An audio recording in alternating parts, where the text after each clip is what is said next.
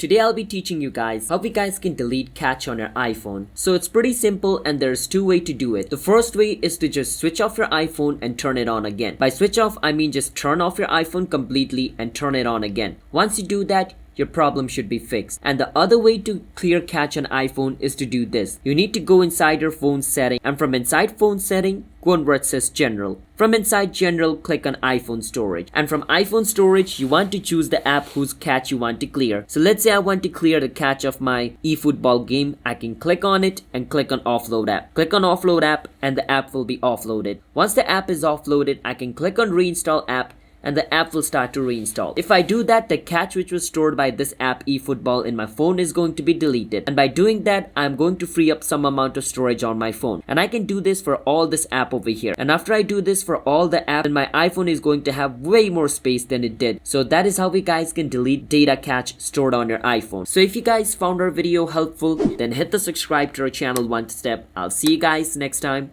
Bye bye until then.